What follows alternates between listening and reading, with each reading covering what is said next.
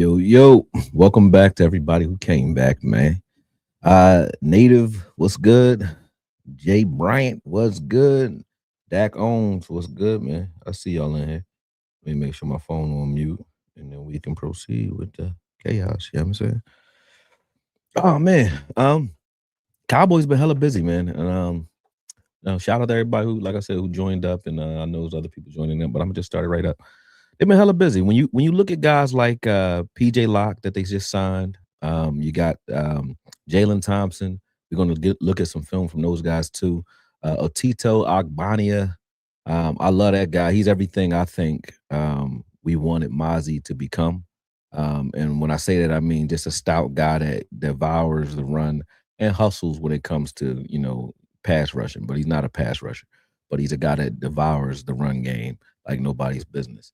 And then obviously Rashan Gary. So we're going to talk about not only what those players do, but what that means in regards to what Christian Parker's trying to do for this organization from the defensive coordinator position. So I'm excited due to the picks because it gives you a telltale sign of the type of guys that they collectively like.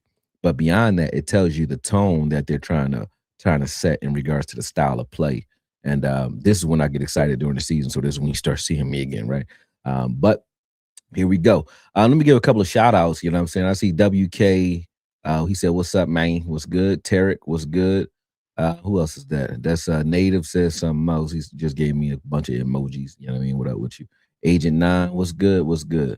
I think that's everybody so far. And there's 48 of y'all in here. Make sure y'all stop and hit the like or subscribe button. I know during my lapses, a lot of y'all unsubscribe, but if you have unsubscribed, make sure you resubscribe so that you can get the notifications and I'm on here when I'm on here.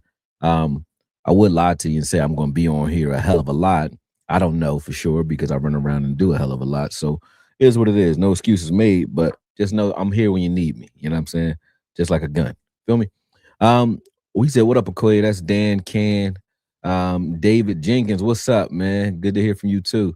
Dak On said, nah, that ain't everybody. I said, what's up too? What's good, Dak? And I said something to you when you first came in here. When I first went live, I said something to you, Dak Owens. I said your name and all that, man. So you wrong for that. You owe me an apology, man. What you talking about? But here we go. Who we want to start with? Actually, somebody came to me and asked me, said they just said it in my comments. That's why I actually put this up here. He's like, man, I need a video talking about these free agency moves. So I said, all right, I got you, man. And here we go. So let's just start with Jalen Thompson. When I look at him as a player, like his player profile, the way he plays, he allows you to disguise your coverages pre-snap, a hell of a lot, but he's also a very adaptive safety. So it's not just, hey, I'm fast enough to run from the line of scrimmage to deep middle, and now you can disguise your defense because I'm able to run fast. While he's running full speed, he's reading and adapting and adjusting his coverage live. And that is probably because he's not too big. He's 5'11", 200 pounds, something like that. Not the biggest safety, but at the end of the day, he's shifty, he's quick, he's smart, he communicates. He does a lot of the things that will make you say, you want this guy on the field 24/7. And if you look at him, PJ Locke and Hooker, I think you got a hell of a safety room just right there. And then that allows us to go into the draft, obviously not hungry at safety. And with the versatility that both he and PJ Locke have, and I'll get into PJ Locke later, but the versatility that Jalen Thompson shows and PJ Locke has lets you know that even from the nickel spot, both of those guys have nickel flex capability along with Bland. So even from the nickel spot, if you see them have to come down there on on those obvious nickel packages, things like that, you still don't have to take one of those guys off the field. You just push them into the slot. And I think both of those guys can do that. I think that Jalen Thompson's a little bit better at playing man coverage than PJ Locke is. PJ Locke is more deep middle and does more safety things. He's not a man cover guy. Does a lot of safety things. When I say safety things, I mean he's covers space very well. So he stays over the top very well, reads very well. He'll come down and hit you. He's a blitzer. They blitzed him a lot in Denver. What's up, Paul? They blitzed him a lot in Denver. But when you look at Thompson does some of those things too. They'll blitz him, but he's better in man coverage. He's a guy that you can ask to play man. I've seen him play man on uh,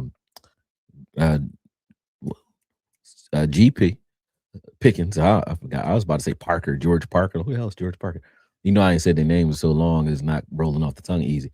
But GP. So when we played Arizona, and you'll see some clips from that. But when we played Arizona, Jalen guarded GP, and they trusted him to do it in the red zone at that, which was, a little crazy to me. And it was like a spread formation where he had a little rub to deal with too, and still made it and broke the play up, clean. So he does have that skill set, and they trust him to not only guard receivers but tight ends, running backs. He's an eraser when it comes to that. So I think the Jalen Thompson pick is a very important pick for this team in regards to the style of play. If you look at what CP got out of Justin Simmons, what he got out of CJ Gardner-Johnson, this is a similar type of player where he's more of a guy that you can bring down into the slot. He can cover. He can do a little bit of things that you'll ask your nickelback to do, but also do some of those safety things. I think that's your Jalen Thompson in this defense.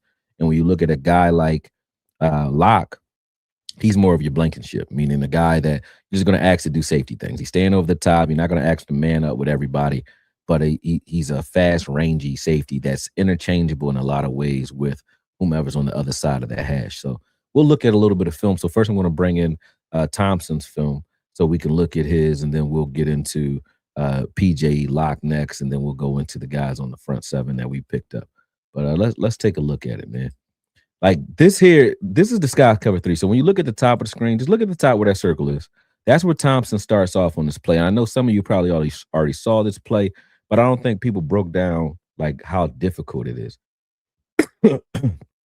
This right here, this level of difficulty. Starting at the line of scrimmage, you ask yourself one question. If you start at the line of scrimmage with Wilson, will Wilson even make it to deep middle? No. Now, could Wanya have done that? Probably. But Wanya blew his shot with the migraine.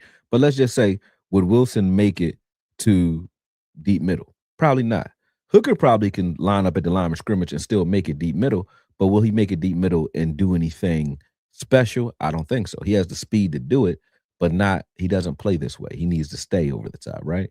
So the level of difficulty just off the rip, just from being able to dash deep middle, we already spoke on how difficult this is. So he's running right now stride for stride, or actually faster than the receiver that's his side of the ball, while watching the quarterback the entire time, but getting to his spot, which is to intercept this other route opposite side of the field, right? You got to see that. But what you don't pay attention to is here, right here in the beginning of the play, right here, boom. So if this is an in-breaking route by that receiver, so their bracket coverage right now, he's bracketing while watching the quarterback while also getting to a spot. And if there's any in-breaking route, like a slant, he sees that quarterback put his foot down and this receiver comes in behind him for a dig, a slant, or a drag. He's there for a quick drag right now, a quick slant right now, a quick dig right now. He's ready for that. He has inside leverage and his eyes on the ball. So just right now, he's stopping the quarterback from even being able to throw short or intermediate right now anyway. But then he gets to his spot, which is to guard this receiver opposite side, number 85. But he watches the route. Now look at this. Now, once he locates the receiver, he's still looking at the quarterback too, but he looks at this route right here. He's watching how he's cutting off his route. So he knows, oh, this is just a decoy. So once that route cuts off, he turns and looks for the ball elsewhere. Boom. And it's not frozen. I keep stopping it myself if you guys are wondering why he's doing it. But he's essentially covering two guys on this play. And then that would have been good enough for me. If I'd have saw him do that and they would have caught the ball, I'd have said, I see the potential. Like I said with Murray last offseason. I said, oh, if he could do all that, you could do some things with him if you can coach him up. If he can cover receivers. I said, oh, Kenneth Murray's going to be good because I see the potential. Just doing this alone makes you an athlete or a prototypical player that I could say you can do something with. But the ending makes it an A+, meaning you're 5 yards off of it by the time you figure out what's going on. He ran himself away from the play. You see how far he is away from it. Now, Baker Mayfield did put too much air on this, but you can see he's still able to get under this and in position to get an interception at the end of it. And this I put on Twitter as well. He has a knack for guarding his initial responsibility using just leverage because he trusts his athleticism. So Thompson is a freakish athlete because he trusts his athleticism so much, he doesn't bite on things. Like right now, he has a tough assignment. He's 5'11" guarding Dallas Goedert in the red zone, right? That's tough enough. Now Dallas's job is just to clear him out. That's why he gets physical with him. And he's doing that, right? Now, obviously, Hurts throws this ball late right now. It should have been gone already. But where is Thompson right now? Thompson is staring this down while guarding his initial assignment. So he's guarding his man and still making a play on the next man coming into his space. And this is not a fluke. This is how he plays. You'll watch this on all of his film. Watch this. So he's guarding deep middle and he's watching this post pattern develop, but he's also reading the quarterback right now. And he sees the other route developing underneath this. And he's like, oh, I know what this is. So he takes 0 steps to get over top of this post. Let's watch that again. He takes 0 steps. He takes 0 steps. Watch this. Once he gains his depth, watch this. Once he gains his depth, he takes no steps to the left. So this post is going out to his left or to the receiver's right or to the bottom of the screen. Watch his feet. He doesn't move outside that hash. He's going to put his foot in the ground right now. Right now. No wasted motion, no wasted steps. He puts his foot in the ground right now, and he's going to drive immediately on the dig route coming in behind it. That's route recognition. That's smart safety play, but also he's baiting the quarterback into thinking that he has something open. And then beyond that, you already see he takes great angles to the ball. We love that. Solid tackler. The thing that I like the most is he gave a lot of the things that you like about Caleb Downs, meaning he can play all over the field. Caleb Downs is a harder hitter, obviously, but he's a solid open field tackler. Like he doesn't miss many assignments when it comes to tackling. That's one of his strong suits. And for him to have a coverage grade that's this high and be that solid of a tackler is good. Is good for me. Let's watch this play though. Let's break it down. Boom. Okay, so again, if this was an in-breaking route, he's using he's helping inside at the start, right? He's watching that slant that's coming across, right? Now there's a seam route streaking up the field. He's just going to turn his hips after he reads the quarterback here. He's turning his hips, and just to be able to get over top of this, like if he doesn't, that's a touchdown, easy touchdown. Nobody's there. It's a late ball, but easy touchdown if he's hesitant or if that's Wilson having to guard 2 different philosophies or assignments. Wilson is giving it up on that play, and I'll show you some of the plays Wilson was giving it up on a little later. But Wilson would have gave it up, he would have gave it up like a $2, you know what I mean, on that play for sure. Let's get back to where I was at. Hold on. Let me stop the show. Let me stop it real quick. Let me come back in here because I see these guys out here trying to get you guys involved, and I don't know what y'all up to. Listen, it's 170 y'all on here. It's 38 likes. Can't have that. So I'm going to pause the show for a second. You want me to continue to break down, get the likes up? That's all I'm asking for. I ain't asking for no super chats, nothing, man. I got money, man. Just get the likes up. That's what I need you to do. So I'll wait. I'm going to go ahead and give me a little sip of my I got a Moscow Mule, some vodka and ginger beer, man. I like this. It's 3:00. I think it's happy hour for me. We got a fight this weekend too. We'll be in St. Louis, Missouri. Hakeem Harmon will be fighting this will be his 4th fight. Yeah. He said, my boy said money good. Yeah. Money good. I take more of it though. You want to send me some super chats? I need it. I'm trying to buy a house, man. Come on. I need all that. But I'm asking for likes. Where the likes at right now? Somebody tell me. I can't see them. Matter of fact, I'll go over here and check them out. See where my likes at. And then I'll tell you what we doing. Live viewers. There we go. We got 74 likes now. That's enough. We can keep it moving. 74 now. We all good. All right, I'm back at it. Like I never left. Boom. All right, boom. Here we go. So on this play at the bottom of the screen, you see he's guarding. I think that's Myers. But Myers runs routes like a wide receiver. But he locks down tight ends regularly. You're not running a route with a running back or a tight end and scaring him at all. Like he's on that, and you can see that. Like we didn't have safeties that can do these types of things, and not just cover your guy and erase the guy that you put him on, because we think Wanye could have done some of those things. But it's not just that. It's cover your guy, but also understanding some of the things that you liked about Trayvon. Like Trayvon read routes. He understood route. He had route recognition skills because of his time at receiver. I don't know if Thompson ever played receiver, but watch how he recognizes this route. So he understands his assignment, right? This is why I say he has a knack for guarding his initial assignment. His initial assignment is he's in man coverage. This is man. He plays man like zone. So look at the bottom of the screen. He's locking down that tight end that's in the flat, watching the quarterback, and he knows based off the concept. This is a flood concept, okay, or a cell concept. So I know that they're trying to get me to play shallow so they can gain depth behind me and throw underneath to this wide receiver behind me. He knows that just off of looking at the release. Watch this. And he immediately opens up his hips and plays both. So now he's playing the flat that's his assignment, but also trailing underneath this post pattern that's coming over the top. And you see what's going to happen. Boom. To be able to like even get there for the play is crazy, but to recognize it, that was impressive to me. So I don't know. I haven't checked his stats. I haven't checked his resume. I haven't checked how many Pro Bowls he has. I always go straight to the film. And because that's what's going to tell me who I'm looking at. I don't give a damn what their resume says. What am I looking at? I don't care how bad they seemed or how good they seemed elsewhere. What is the film telling us? And that's what we're going to do. We're going to prove everything with the film. But watching that on film, that stands out to me. Right now, he's guarding. He has George Pickens right now in the slot. And then you have CP, you have a CD also in the slot. So it's a bunch formation. George Pickens is using CD's clear out route to cut off of. And this should be an easy touchdown. We used to get touchdowns with Cooks with this all the time, right? Look, that's an easy touchdown. But look how quick he gets downhill once he recognizes this, right? He can't float. So if he flows over the top of this, it's over. If he doesn't get downhill and then cut this off, it's also over because you see where CeeDee Lamb is. CeeDee Lamb's cutting him off, right? So he drives, velcros to the man, and then breaks this pass up. Boom. And that was a good breakup. High ball by Dak, but good breakup. But watching hours, I've been watching hours of film to break this video. I watched probably I don't even know how many hours, a lot.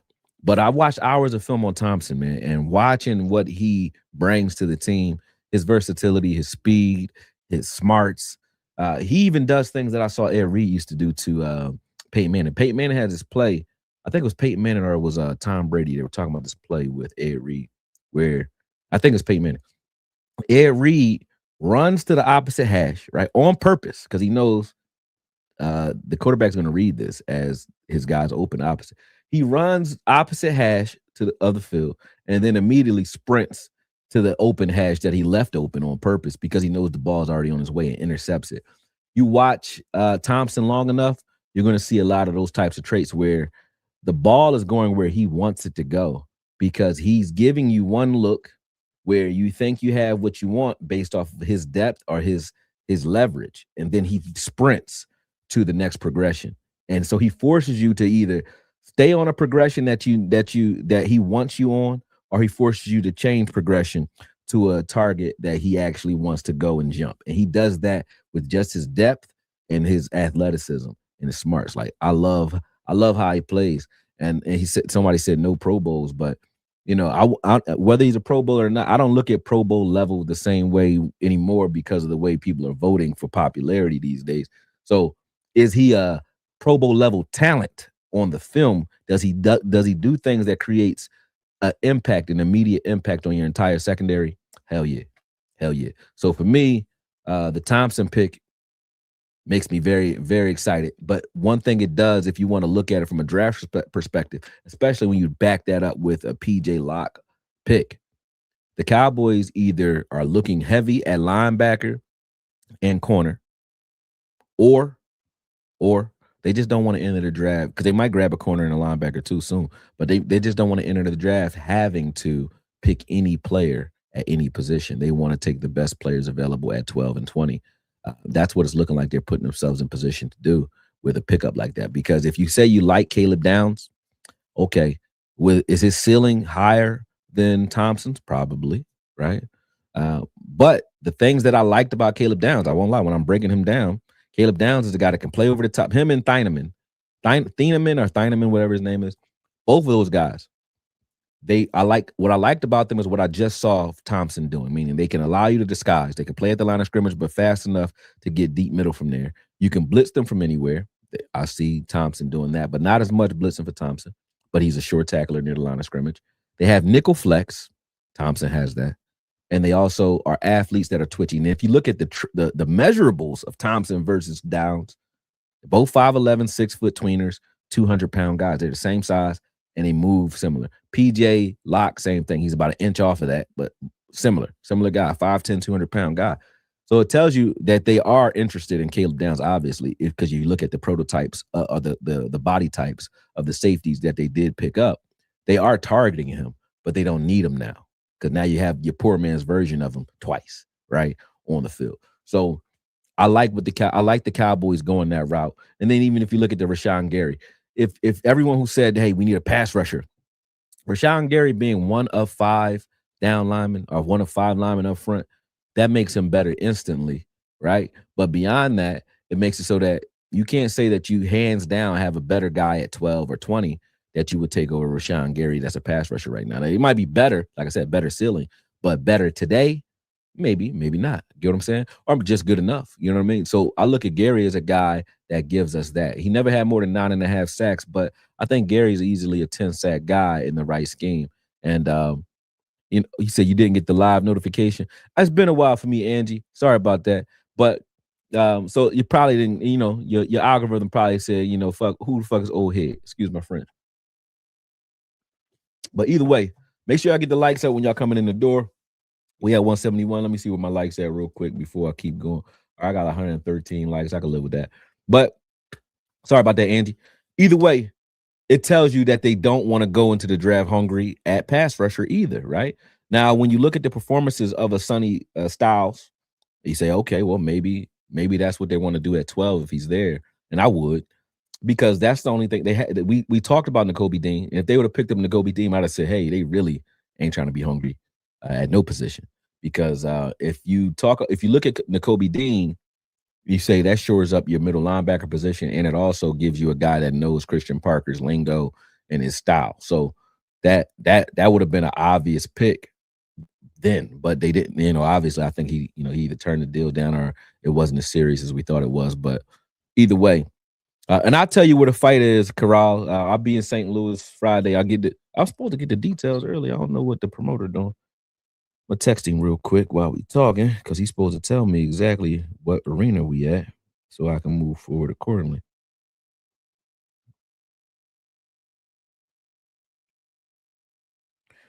Because we got some people that want to go down there. Sorry about that. For those who don't know what I'm talking about, we got a fight. My fighter has a fight in St. Louis this weekend. I'll find out where they're streaming it at and all that so y'all can watch it. But I'll be driving down St. Louis tomorrow or Friday morning, and we getting busy. Okay, and then so now let's move forward to the next guy, and that's PJ Locke. And this will be a quick one because PJ Locke's a lot like Thompson, except for the fact that Thompson's just better at man coverage, but they're both very twitchy. They both hit hard. Allen probably tackles a little harder and more physical. He's a little more physical than Thompson. Thompson's a little more fluid, but they're both sure, solid tacklers that are aggressive. And although PJ Locke is 5'10", I'm only 5'10", 5'9", 5'10", somewhere in there. But I'm a stocky, strong-ass bull. And so is PJ Locke. When you watch him make impact, you can tell he can hit. You can tell he ain't little, even though he's small. You know what I'm saying?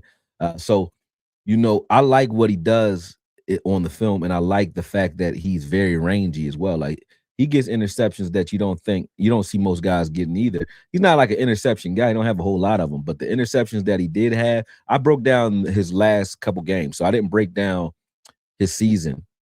You know, I broke down his last 2 games, and that was versus the Bills and whoever put them out. I forgot who put them out of the playoffs. I think Seattle. I don't know. Not Seattle, obviously. The AFC. Who put them out the playoffs? The New England Patriots put them out. So I got both those games. I watched both those games. Hold on a second. Here we go. So let's watch Locke. You know, here you see him. He does have a tight end in space here and covers it very well on that out route, breaks it up. Those are the types of things I wanted to see guys like Wilson doing. And I keep saying Wilson's name, and let me stop real quick. I like Donovan Wilson. I mean, I was one of the guys that wanted him here once he started showing out in the playoffs, I think, versus the Texans. He started balling, right, back in the day. And I liked him. I still do.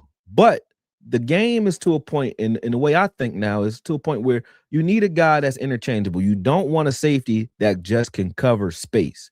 And that's what I think Wilson is. He's a space coverer. And what I mean by that is if his job on the play call is to be 15 yards off the ball, covering that space or robbing the middle of the field, he'll do that. He'll get there. But then that's all he's going to do. The secondary play or any adaptation or improvisation that doesn't exist. He's not doing it because he can't. You know what I'm saying? And I'll stop and show you something real quick before we get into PJ Live, just to show you guys what I mean when I say this. Let me see where Donovan's film is. Watch this. Let me put this on mute. What's up, everybody? Is this the one? Boom. And I said this before. I said this is why every OC circles him on the field. When you watch what Donovan Wilson was giving us, just watch his level of play. Like, this is him at the top of the screen. You can run him off because he doesn't trust his athleticism. So he will overplay certain plays now where he wouldn't do this when he was younger. And then also when he gets to a spot, like wherever he is, that's where he's going to be. You're not getting anything out of him outside of that. You know, you see him here at the bottom of the screen there. Boom. That was his play to make. I think he came up and made a good tackle there. But let's just watch him. I'm actually looking for something else. Actually, hold on. This game, this was all, I shouldn't have pulled this film, but I did anyway. But this game, this is all one game from Chicago. This is every target. They targeted Donovan Wilson almost every play in Chicago. And why? Because of things like this. You know what I'm saying? Now, he does make it there to make that hit, but once he gets going in one direction, let's watch the beginning of this play. Once Donovan Wilson gets going in one direction, like he reads that, that's it. Like, he's not making too many plays once you get him to change direction or have to think on the field to move around. This mosquito, you got to die, buddy. Hold up.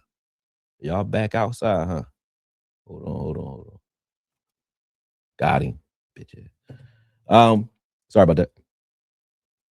Hold on a second. Let's see what we got here. Where is Donovan on this? Boom. But you can see Caleb Williams was targeting him all day long. They threw at Donovan Wilson. And you wouldn't dare do this with a safety that you think is something, right? Or that you think can disrupt you by doing that. Like, they keep targeting him only. And this isn't like me. I didn't have to do a lot to figure this out. I think DMV might have figured this out and told me to watch this game. And when he told me to watch the game, I watched it from a different angle. And I said, oh, shit.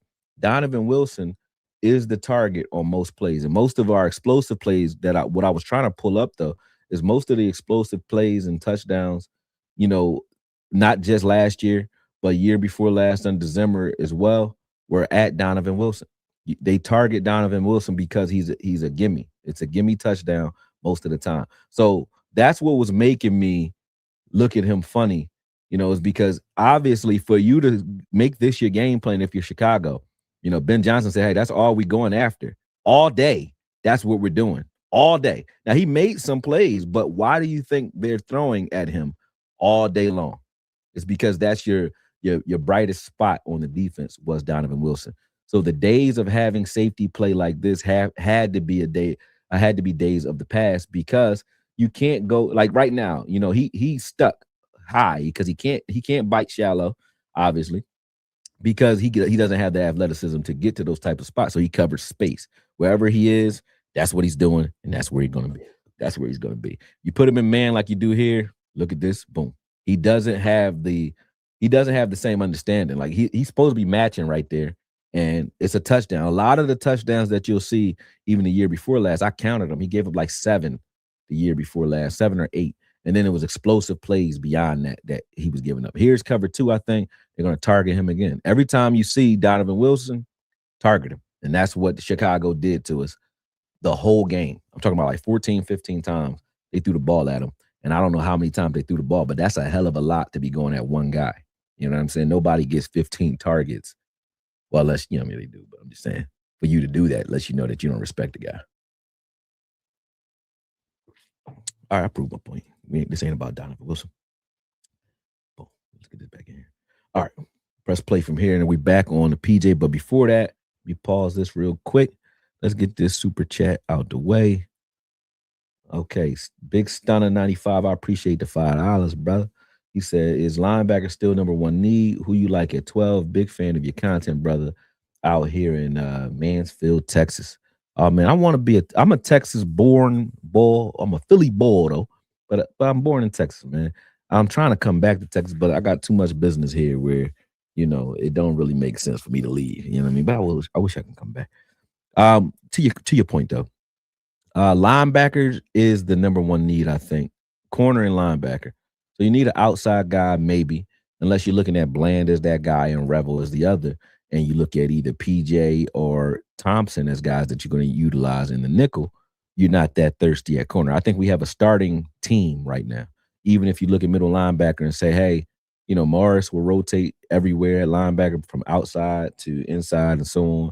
And then you have him and Demo in the middle. I would start the season that way and be happy with it, right? But I still think that if you're looking at it, do we have a true Mike on this team right now? That's just no, we don't. So you need one. So I think yes, going into the draft, it's not about what I want at 12 because I don't watch college football. I watch the film, right? And I look at the team's needs. So looking at the film, looking at the combine, and looking at what we need, it makes sense that the Cowboys, especially them announcing it at the combine, they announced that Morris Leafau will be playing outside at the combine. Why do you think they said that? Because they obviously made the decision like, hey, we don't need you in the middle because we're looking for something else there, right? So, and then watching the film, if you're Parker watching Morris Leafau's film for the year, you say, oh man, he was wreaking havoc from the outside, so why wouldn't we just do that with him anyway, right? So, all good, all good. But let's get back to PJ Locke. Okay.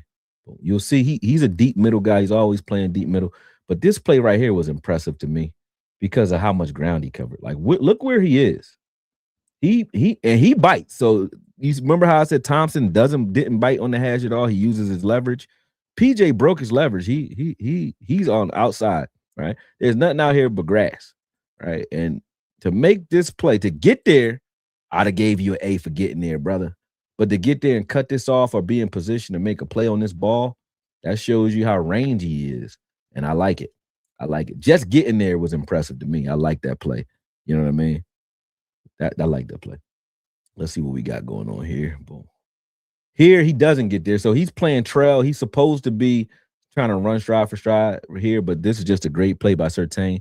So he's supposed to be trailing there, you know what I mean? But he takes too long to get out of his break and gets caught. It's locked in his back pedal right there. And you can see Surtain ain't forget shit. Surtain on that and intercepts this ball. That was a beautiful interception by Surtain. I just put it in there because, the reason Surtain had to make a hell of a play is because Locke dropped the ball on that play, to be honest with you. And like I said, I don't just make highlight reels. I put the game, the impact of the game in there. So this is all versus the Packers. This isn't like me going through one play that he made. Like, and let me stop real quick. When you see guys, I hate when I see this, and I know you guys do too. If you show me highlights of a guy, and I've done it, but it's not intentional. Some people show you highlights where they'll look at the guy's stats and they say he's this, and they'll look at his sacks or his interceptions. They go to the game where he got an interception. They go to the game where he had good stats, and that's the game they show, or that's the highlight they show. But that might have been the one thing he did well all season, right? Watch the game, and then you can see the impact that he had on one particular game. Meaning, what did he do to frustrate the Packers? How could he have frustrated the Packers? So you see here, with that in mind, he's now near the line of scrimmage. Sometimes he's playing nickel from there. Sometimes he's blitzing. But I looked at the fact that he's so small, but when he blitzes and he hits and he makes impact with running backs or linemen, he run through them, even though he only 200 pounds. He's 5'10", 200 pounds. But so was Brian Dawkins. Brian Dawkins wasn't that big either. And I'm not saying he's Brian Dawkins, so stop it before the season starts because y'all about to give me the Murray treatment and the Mozzie treatment because y'all take a sound bite like that and y'all run with it. So don't do that. But I'm just saying he has good center of gravity, good pursuit, and when he gets there, he trying to kill. And that was all from one game. You know what I mean? This is all from the Buffalo game. Same thing. Like he's covering his assignment outside. He dips off that. His change of direction is good. Makes a good open field tackle there. He's a solid open field tackler. Solid versus the run. As you can see here, he sheds blocks very well. So he's going to get rid of this wide receiver. Boom, blow that up. Not really blow it up, but he made the tackle and blowing it up would have been in the backfield. But, here you can see he's always going for the ball too. Like he's definitely a smart, cagey safety. And here you can see him getting rid of his man again. I think that's Kincaid trying to block. Is that yeah, trying to block him? Boom, gets rid of him fast as hell, and then Cooks doesn't even see him. But if Cooks would have had that ball in the right hand, which he was trying to switch it to the right hand at that second, that would have been a forced fumble right there. Here's another blitz. So they blitzed him a lot last season, but they also blitzed him from from that safety spot and from the nickel. And in that Bills game, that's all he was doing was blitzing. He was all over the place. You know what I mean? Blitzing, playing single high, so on. You can see here again. He reads this. He knows there's nothing else coming across the face, so he just drives on it. He trusts that Surtain can cover his guy outside, so he doesn't try to get over the top of that. He says, "Surtain, you by yourself. Anything else that crosses me, I'm jumping it." And that's what he does here. He put his foot in the ground. Boom, no wasted motion. Can't blow that up. That's what you want your safety doing. That's what you want him doing. Boom, boom. Here's another one. He blitzes on this one. This is how Fanga is hit here, but he blitzes at the bottom of the screen there, forces Allen to step up and get rid of that ball, and Hufanga knocks this guy out. Watch him blitz here. Boom. He gets in there. I told you they blitz him a lot. And this is all same game. This is not, two different games. The Packers game and then the Bills game. But that's the film that I use for Locke's breakdown so far. I just watched his impact in games, and I love it. Right there, he's just in space with his guy by himself. Now, you can see here, like if the ball is put outside because he led him outside. He led the receiver outside. Probably could have did it a little bit more, but I don't think Josh Allen's looking at most safeties in the league being able to get across and make this type of play. Let's watch what Josh Allen is looking at, right? Now, you can see he's on the outside, far outside hash. He's out of position to make the far left hash, the far right hash. He's out of position. So Josh Allen's just supposed to put this to the outside, right? Or to the inside, depending on where you're looking at it from. Boom. But he has enough range to get there, make that interception in stride. And that shows how rangy he is and how much athleticism he has. But I'll look at that same pick, like I said before. For those of you who wanted Blankenship or who wanted another safety who had, over-the-top skills or versatile skills, we picked up two of them. PJ Locke and Thompson both have interchangeable skills. And when you want to do certain things like what we watch Spagnolia do and a lot of these other teams do, where pre-snaps, they're rotating, they're walking around doing all kinds of weird things to throw the quarterback off. But post-snap or at the snap, if they get caught like hot potatoes or musical chairs on the wrong guy, they're a liability. So you couldn't do things like that with Wilson or Hooker because you're like, I dare you to rotate and move those guys around out of position because they're not going to get back in position. It's a wrap. You know what I'm saying? So you can see that they brought in guys that allow us to be a lot more versatile. And if you say they're undersized, I understand. But with a team like we have, and then that brings me to my next point, but with a team like we are building, you don't really mind having safeties that aren't the largest guys in the world because you're not trying to get them to be box safeties anyway on a regular. You might push them in a slot, you might bring them to the line of scrimmage, but you don't need a box safety with the fronts that we're running because of the size and the tenacity and power of that front seven. We got a lot of big guys down there now. And Otito Ogbonnia is the next guy I'm going to look at. And again, when you look at his stats, the stats lie. I've watched several of his plays, right, for one game in particular. And while watching it, I'm like, he ain't getting credit for none of these tackles. But every run play, he affected most of the run plays directly. When I say he's what I wanted Mozzie to be, Mozzie got the same hate. He wasn't getting the stats that he was supposed to get. Like, he'll get a tackle, but because he disrupts the play or he throws a guy in the backfield or he blows the play up and somebody else is able to tackle you, you don't get credit for that.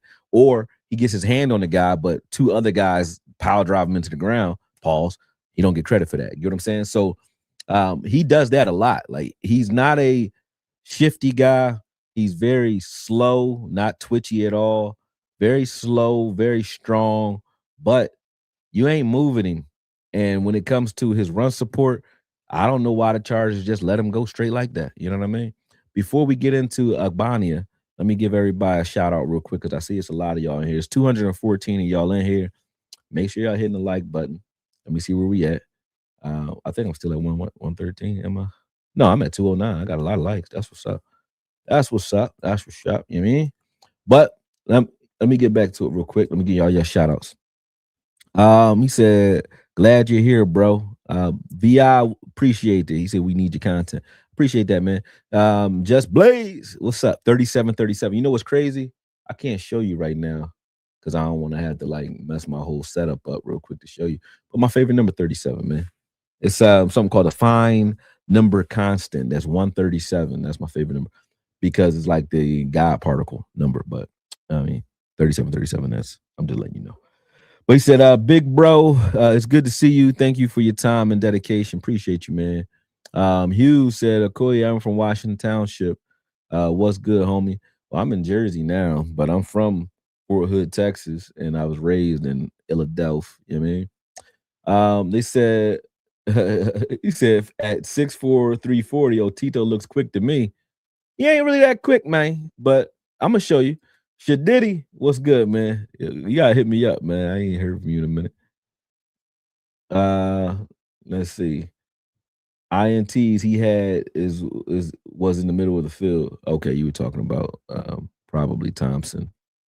Okay. And then somebody said agreed on Wilson. He's Roy Williams 2.0. I wouldn't even call him that, but I think Roy Williams was better in coverage than he is. I better not be going bald, man. You better stop playing with me, man. Look like I got a light spot up. Stop. I got what you eat for hair growth, man? I gotta get some herbs or something. What's up, bro? Waco, Texas in the building. What's up with y'all, man? Oh, Reezy. What's up, Reezy? He said, no, not no good at all. We gotta support our own. That's facts. Better support me, man. He said, I'm from St. Louis where the fight at. I told you I got you in a minute. And I think I got every other. Oh, no, it's a couple of little paragraphs up here. He said, I'm loving the way this defense is already starting to take shape. Jerry has really changed for the better, in my opinion, and is letting Shoddy and Parker do their thing. The hiring of Parker was a surprise to me. A young black guy. Not to say I don't think Jerry's racist at all, but I just think he's one of those guys that really thinks like, I don't think he. Well, then again, I might be wrong with that because he might have been changing a long time ago because he did hire Chris Richard, who was a young black guy too, a secondary coach. So he did this twice already. So I can't really say what I was about to say. But and he also tried to hire or was trying to get what's the kid's name? What's the young OC's name? Kellen Moore. He's trying to get Kellen Moore the job too. So I guess he changed a while ago where he shifted from the old grandfather, good old boy types to the young, new blood type of guys. So I can't say that it's a new thing. It just stands out to me that he hired Christian Parker in the first place. But I agree with you with the way the defense is shaping out and that Jerry's changing because a lot of the other hires, though, I don't think is Jerry's style. I think Jerry wants to control who your staff is. You're gonna get a coach, but the staff is his, right? But then you're gonna have a bunch of coaches under you that don't know your shit and that are teaching things that you don't want taught. But when you look at guys like Clayton Adams under a Schottenheimer, you see that change happen last year. And they did it on the offensive side of the ball to rebuild. It was a quiet rebuild last year. And now they did it on the defensive side of the ball where from a staff standpoint, we rebuilt. And that's going to allow us to develop a lot of these guys into what we want. Jenkins said, just chilling, Akoye, waiting to go back to work on a blue barbecue truck tomorrow. I'm off today. Man, it's always good to be off, man. He said, let's start on Rashan Gary because I like the trade. We'll get to it. He said, people freaking out about no linebacker signings. People in the Cowboys, where if you haven't noticed, are going to freak out anyway. When you look at no linebacker signings and get upset, when you have Sam Williams that's on this team now, right? Still on the team. You got Rashan Gary. You got Donovan Ezeraku still on the team. You know what I mean? You got that rotation at outside linebacker. And then you take a Mars Leofile, and they said they're going to move him outside as well. Watching some of the things the Leofile was able to do outside, it's like, okay, I like that. But then you also know that you can push him to the middle as well, right? So starting off, I don't think that the lack of linebacker signing is so dangerous to us. I think the what it tells you is what I said. They saw something or see something at linebacker in the draft, or they think there's enough linebackers in the first round of the draft that makes it attractive for them to make space for it. If they can't sign somebody that's a plugger right now, they're gonna go heavy in the draft at linebacker. That's just what I think they're doing. So I don't look at that as a scary thing, but I think a lot of the fans really they just think that way, man. Ain't nothing you can really do about it. People scared people scared, man. They're gonna do scared shit. You know what I'm saying? They're gonna do scary shit. Scary. Don't bring that scary business to me though. That's all. He said, "What's up, peeps? Repping from LA. Cool." He said, "Akoye, been a fan since the Des videos. You are one of the best breaking down film. Big fan, man. I appreciate that. You know what's crazy now, man? It's getting wild a little bit. Not even from a football perspective. Like football, I haven't really been doing anything. Boxing, I've been in the gyms a lot lately. That's why you don't see me because I'm either in the gym on some boxing tip because I'm moving my fighters now. They starting to really get busy. And then on top of that, you know, I got homes that I house, you know, wounded veterans and homeless veterans in. So, and they all have schizophrenia, dementia, PTSD, ADHD, all that. So they drive you crazy. So it's a lot of my time. I'm never off. So that's why you don't see me as much. But at the same time, when I go outside, people starting to stop me on the boxing tip and take pictures with me. I was at the gym at Edge Fitness with one of my fighters preparing for this fight. Bull walked up to me. I thought we was about to fight. He said to a lady, he said, "Here, take this picture." But I heard him say it, but I'm like, "Picture of what?" And he said, "I know who you are." I said, "Who am I?" And he said, "Come on, bro. I know who you are." I said, "Oh," then I caught on. I said, oh, all right. Then we took the picture. I said, "I appreciate that." He said, "Yeah, I watch all your boxing commentary and all that." I said, "Oh, all right, that's what's up, man. Appreciate that." But I didn't know what buddy was coming on. I was like, what you doing?" We about to, we about to get it. But yeah, that's good. I appreciate that, man. He said, "I like to snag Leo Chenal and Nick Bolton from the Chiefs if we could work something out. I don't want to do no more trades. You know what I'm saying? If there's nobody on free agency that we can deal with, leave it be." I wouldn't give that though. Although I think the Gary trade was brilliant. Akoye, you may be the only one I hear still on Marist. I mean, how you get off something that never left? It never left. Morris was good the year before. Everybody liked him.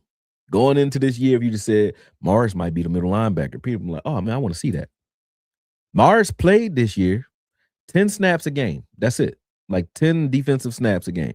He got 20 snaps a game, but some of them were, a lot of it was special teams. But 10 defensive snaps a game and made plays in those games, in all those games, in all those snaps. You know, not all the snaps, but every game he had limited snaps, he made plays. I'm gonna show you real quick what I'm talking about because people think it's a joke when it comes to Morris, man. Morris ain't no joke. Let me see what I got for you with Morris real quick. That's Mozzie. That's Wilson. Where my man's at?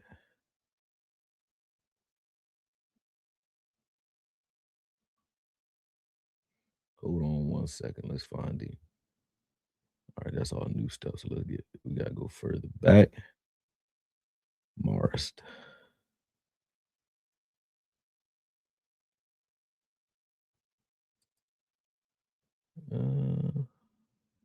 Florida, no, they saying born. Morris Jets, Mozzie Jets, Morris. Morris game. Here we go. Let me see if this is it. This is it. This is it. This ain't the one I'm looking for though, but let me remove this one. I'll find the one I'm looking for real quick. Hold on one second, folks. Make sure y'all hit the like button while y'all out there, while you're waiting for me to load up this Morris film. Boom. And this is the Morris film I was looking for. Watch this now. Peep game. Let me put this on. This ain't a shot. All right, y'all want to hear what I said originally? Because I'll play that too. But watch this dude, man. Like, this is 10 snaps a game. There's nothing that you can show me with the 30, 40 snaps a game that Shamar James was getting over him. You know what I'm saying? He was getting more snaps and doing none of this. So was Kenneth Murray. Nobody was doing this type of stuff on film where you could watch. And I know you're watching it in the film room at the end of each week. So if you're Eberfluss and you're this coaching staff and you're watching Morris Leofile literally knock out fullbacks, like nobody talked about it at all. It's like even the commentators would never bring this guy up like he's not making plays. Like that don't count as a stat for Morris though, right? There's no stat. But who blew this play up? Like to watch this type of film and not give him his just due, to me, was nuts. And for people who think that Morris ain't a fucking baller, based off of what? Like, it can't be based off his time on the field. Because his time on the field, this is him on the field. That's all I put on is the time he is on the field. I only can judge you by you being on the field. If you say he don't got the stats, well, you got to be on the field to get stats. This is him at outside linebacker where he'll be rotating right now, right? Because you got 3 down linemen. You got Sam Williams standing up outside out over here. This is a 3-4 right here, folks. Got a safety and Wilson in the box, and you got James and Murray over here in the middle, right? Watch what Morris Leofau do to the right of the screen does to this tight end. You ain't cutting out there. He not only sets the edge, but just this is every game I found him doing things like this. I said, whoa, who the hell did that? And I just see guys just flying all over the place. Whenever you try to touch Mars, he'll kill you. So it's like, I love Samoans. I love the way Mars plays. He plays like his heritage indicates he should. Watch, he just move in as it just forklifts him. No problem. Gets up the field. Y'all remember this game?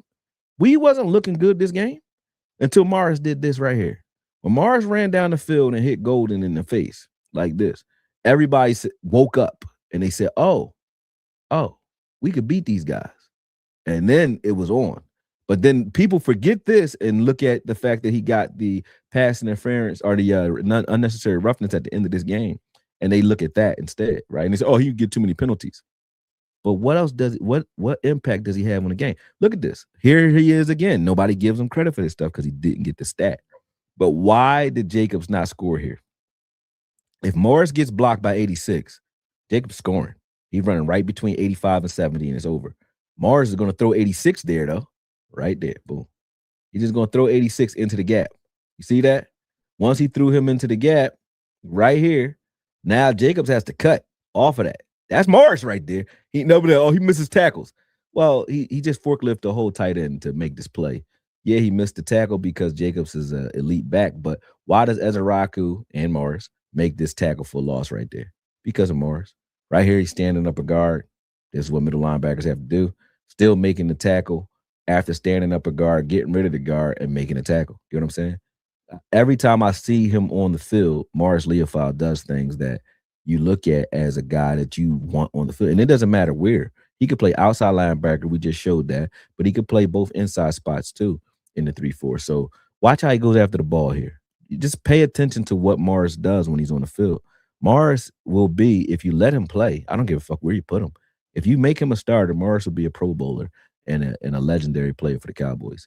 And I'll put my stamp on that 100%. And I love Demo, but Demo's the best will linebacker. He's the best linebacker at his position, meaning he's a will linebacker and he plays will linebacker better than anybody on the team. But that's the only position you want Demo at. He's not a middle linebacker, and he ain't never going to play outside, right? He's too small, right? So Morris is the best overall linebacker on this team. He can play both outside linebacker positions, both middle linebacker. Anywhere in the linebacker room, he's your guy. So he's the guy that's going to spell everybody back there. So for those of you who are scared at linebacker, this film should tell you real quick you shouldn't be, because this is all from last year. Morris was balling last year, and I like what he was doing, man. When you look here, same thing. You know what I mean? I think this is the play he forces the fumble. He's in like a 3-4 look now. All right, boom. He's outside. He runs up, boom, makes this tackle, forces this fumble. And again, we weren't looking good this game until he did this. He's a tone setter, and these are the things that win games. How do you do these things? We didn't look good in the Carolina game. Morris did. He's the only one who looked good. But how do you look at this film and say and come up with this guy needs less time on the field? There's nothing that you're watching that would show you that Morris Leofau needs less time on the field. In each game he's played, I put like 3 or 4, highlights in there. But think about it. He only played 10 snaps. So if I got 3 to 4 plays per game he's played, and he's only on the field for 10 plays, that shows his percentage of productivity for the time on the field. Nobody's paying attention to that. I don't know why, but Morris Leofau is a problem. He's a problem. He was the only bright spot on defense in the Carolina game. There's his tackle for loss right there. He got a sack in this game too. But I ain't worried about Morris if Morris has to play. I'm cool with that. You know what I'm saying? Let me get to some more super chats real quick, and then we'll get into Abania. Which players do you think these coaches can resurrect career-wise? My picks are Sam Williams and Kaysen. Killeen, Texas here. My mom live in Killeen right now, Brody. That's crazy. My mom a teacher down there. I don't know what school or none of that. but my mom is a teacher in Killeen right now. Yeah. Um, Let me see. You say which players do I think the coaches could resurrect? When you say resurrect, who died? Because last year everybody was bad. I don't think anybody. To me, I don't think that anybody really lost anything from Eberflus because you can't have it both ways. That's what y'all don't realize. You can't. For everybody who's talking, whether it be a content creator or a fan or a coach, you can't say that Eberflus was trash, but then say the players are trash too.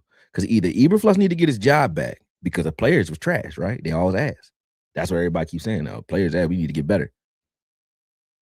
So either Eberflus was good and the players were bad, or Eberflus is bad and the players ain't half as bad as we think they are. It can't be. It could be both, but the year prior to that tells you that it's not both because we like some of the players coming into last season, minus Micah Parsons. You thought you had a good defense. You thought you had a good safety room. You thought you had a good team outside and in. Okay. None of that showed up on film, right? Not on a regular basis. So I don't think that they all forgot how to play football. I think Eberflus's scheme and his communication style made it so that he kind of sucked the life out of that room, the defensive room, and those guys just didn't play up to par. So I'll say that to your statement about resurrecting. But if you chose Sam Williams and say that he was down because of obviously his injury and he needed a boost, I would agree. I think Sam Williams would do very well in this scheme because him being 1 of 5 as an outside linebacker and his history at Ole Miss in that 3-3-5. Sam Williams is used to. He got all of his sacks. He had like 11 and a half sacks is the year we drafted him from Ole Miss.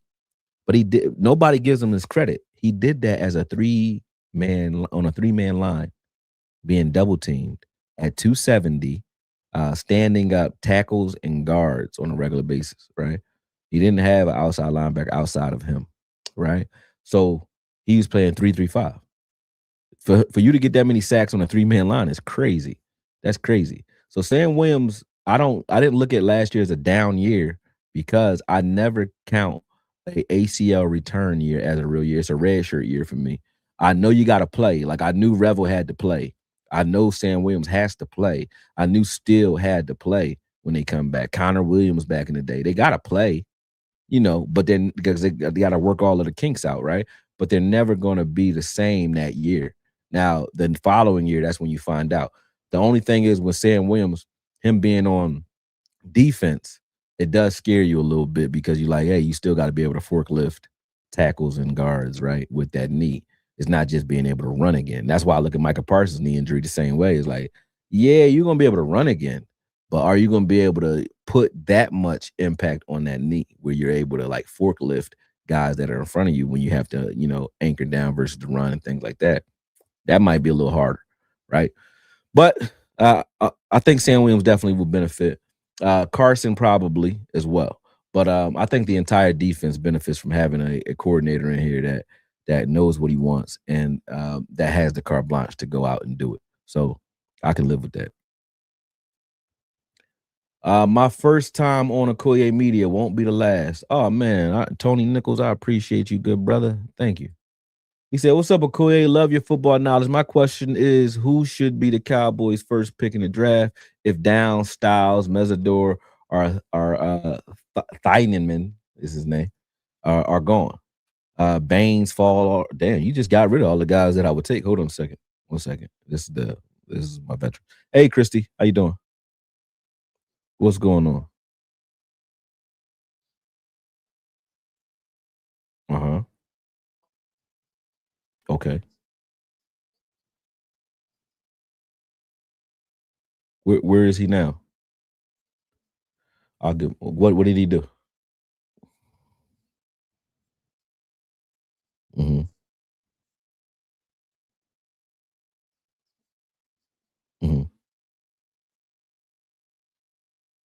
Mm-hmm.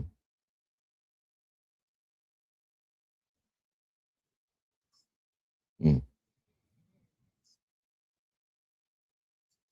Oh yeah, no. He needs his no, that's how he is. So he just needs his Depakote or his Elazapine. Okay. All right, well, I'll give him a call too, because his meds might not have kicked in. If you gave him to him, give it about an hour before it hit him. But he hallucinates if you don't get if he doesn't have his medication in the system, he's gonna hallucinate. So I got you. Let let me call you back, Chrissy, because I'm live right now. I'll give you a call in a minute. All right, thank you though. Okay, I'll give him a call in a minute and check on him. All right, thank you. Sorry about that. What was I was reading his question. Sorry about that, brother. You took all of them away, but I would say Mansour Delane would be my pick. If you look at the cornerback room and say, hey, Bland is a guy that you want in the nickel spot mainly. I think Bland can play outside though. But if you look at Bland as an outside, he's paid as an outside corner regardless. So Jerry ain't trying to hear no he a nickel guy. Jerry be like, you get paid a certain way, you playing. That's why Wilson was playing, even though we thought Wanye was better. I paid Wilson though.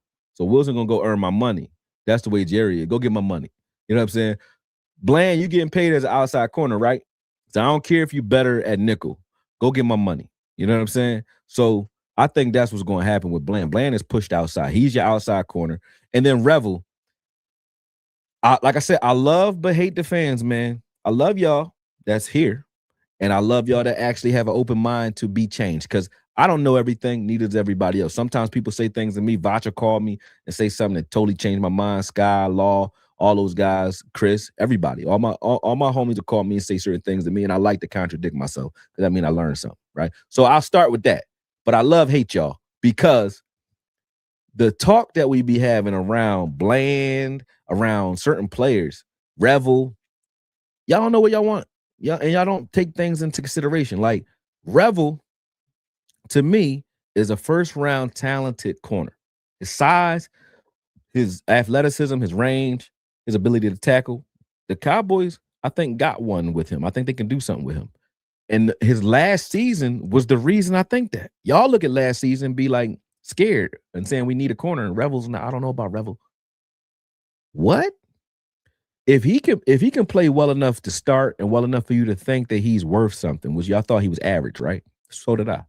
He played average, but average is like his average last year was like a guy who doesn't study but still gets C pluses because he didn't study, didn't have any offseason, no OTAs, and was rehabbing all offseason. And then during the season, still no studying because half that season he was on the PUP list or on the IR, right? So to not have any reps leading up to the middle of the season and to come in and play well enough for me to say, I'm not scared for you to be starting outside during that stretch, that was A+ level talent. But he gave you a C+ level grade of performance because he didn't know what the hell he was doing. Neither did anybody else, though. But for me, I look at Revel and I say, oh, I like Revel because what do I think he'll do with a full offseason? And he's not rehabbing. And now he's gotten his red shirt year out of the way too with that knee. So he should be running right now. He should be in all of the OTA sessions and all of the practices and all of the meetings. He should be in his playbook. So a smart Revel who knows everything he should be doing, who's going to get full training camp reps alongside Bland, I'm not scared at the cornerback position. But if you are, you look at Mansour Delaney as a guy that you might draft. So I said all that to say that one line. But so if all those guys are gone, yeah, and then you missed a guy that I like, CJ Allen from Georgia. I like CJ Allen a lot. I think that he can be a linebacker that if you want a downhill guy that's going to help man the front seven, CJ Allen is your guy. If you want a tweener who's a twitchy athlete and he's there, then you look at Styles as your guy. But both those guys to me are going to be two of the lineal top performing linebackers in the game moving forward, along with Trotter. I like Trotter as well. You can't block Trotter at all. That dude Rodriguez is nasty too. So it's a lot of linebackers that you can go with, but I think middle linebacker is definitely going to be a position that we look at. What's up, Akoye? Do you think we need a legit pass rusher? When you say legit, do we need an elite pass rusher? No. We have legit pass rushers. Now I think Ezraku's legit. I think Rashan Gary is legit. Are they 20-sack guys? I don't need a 20-sack pass rusher. How many 20-sack pass rushers are Super Bowl winners? You know what I mean? It's not. I don't need that. I do need you to be able to do both, though. Stop the run and stop the pass. I think Gary does that well, especially as an outside linebacker in the 3-4. And I think that as a rock who does that well, I think Sam Williams can do that a little bit better. But would I go after an elite pass rusher if I can get one? Yeah. But I wouldn't break the bank or think that I'm not shit if we go into the season not having one. I hope that answers your question. Tony, once again, he said, just glad Morris is getting his chance. I think we get great plays out of him. Facts on the way Simone's play football. Facts. I love Simone's, man. I love Simone's. I love them. They tough. True. Morris play under Eberflus. That guy can't coach a Pop Warner football team. That's fact. Yeah. New sub here. I appreciate you coming in town, bro. We about to get into Abania too, but a lot of y'all saying stuff in here, so I can't just ignore all y'all. Akoye, where you been, bro? We missed you, brother. Well, I hope you just heard the phone call. I've been inundated with a bunch of I don't want to call them crazy. They know I call them crazy to their face, though. A bunch of crazy vets that got like I said, schizophrenia and all that. They pay me well for it, but I don't got no days off, man. When I think I'm off, I get phone calls all day. I've been off since 1 o'clock. I've been getting called since then. Okoye, what do you think about all this Max Crosby talk and wanting to trade our first round picks? Do I think Max Crosby's worth a first round pick? If that's your question, sure. Yes, he's worth a first round pick. Would I be mad if you did it? No, I wouldn't. I would see how that works, right? When you look at all of the first round talents, are any of them going to be better at their job, no matter what position it is, than Max Crosby is at his job? Probably not. Do I think Max Crosby I think he's 27, 28, but do I think Max Crosby has plenty of years left of upside despite failing his physical? Sure. Yes, I do. But when I look at the team as it stands and I say, what moves the needle the most? Max Crosby in the first round or going – remember, we had a 12th pick before, right? And everybody thought, that the pick was a bad pick at that. When we picked up Micah Parsons, I probably was the only one happy about it. For real. Everybody act like they was happy about it now, and they act like they didn't want him to go. But nobody thought he could do what he was doing. And I'm not going to say except me, but I was one of few that saw his pass rush capability. We were arguing about that on the round table and all that. Like I said, he was a better pass rusher. I said that his rookie season, he's a better pass rusher right now than DeMarcus Lawrence. Everybody laughed at me, right? But now they're like, oh, Micah Parsons. But when we picked him at 12, nobody wanted him. So what I'm saying is, do you think that the Cowboys can go out with 12 or 20 and find a guy at his position who is a generational talent once again?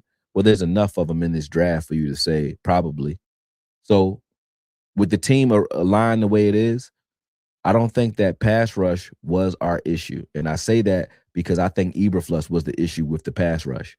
I don't think pass rush was our issue. When you have guys lined up 10 yards off the ball, if I look at the Morris film, Morris is blitzing from 7 yards deep, but getting to the quarterback, right? Well, why don't you just mug the line of scrimmage with him? Why don't you mug the line of scrimmage with everybody? Why don't we ever do that?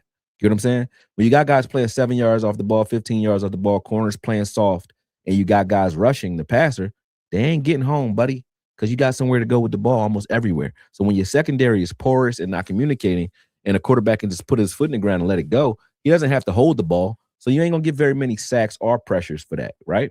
So when you look at it from that standpoint, do we need an elite pass rusher, or do we need a secondary that buys those pass rushers that we currently have more time to show what they can do? I think that's what we needed more so than an elite pass rusher. Personally, that's what I think. That's it. All right. Before I say anything to anybody else, I got to get into Abania before people start thinking that I'm just here to talk, right? So let's talk. Let's do it. So look for 93. I'll pause this for you to find them. 93 is to the right now, lined up over the guard, the left guard. Boom. Watch what he does. So right there, he don't care about this just because that ain't his assignment. He just watching the running back. So watch what he does. Boom. If the running back would have got this ball, I watched every play. If the running back would have got that ball, he was blowing that shit up. Boom. That wasn't his assignment right there. So good play. This is every run play as well. I didn't cut now one of them out. This is every run play from the first game of the season. I didn't even get a chance to really dig into his film because I just now jumped on. I just looked at this film for probably like the last hour or so, right? But I didn't even need another game. I said, oh, this is enough because I watched the impact that he had on this game. And this is without the passing downs. And he had some pressures as far as pass is concerned.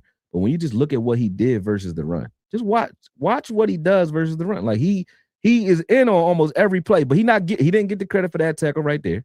So this tackle is not his stat, right? He don't get this stat. They never gave him this stat. But who blew this up? Not 7. 7 got the tackle and so did 48, and the rest of those guys who piled in later. But Abania blew this up. You know what I'm saying?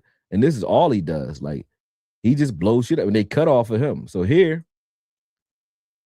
who are they cutting off of? He gets rid of his guys, right? So he walks down the line of scrimmage. He gets rid of his guys, right? Once he clears, 22 is cutting right off of that, right? And 77 is peeling off of that to go and seal this linebacker on the backside. Boom. Good play by them, but I see what 93 is and what he's doing. Watch this again. Boom. Getting down the line that fast, like moving. Somebody said he looked fast to me at 6'4", 240.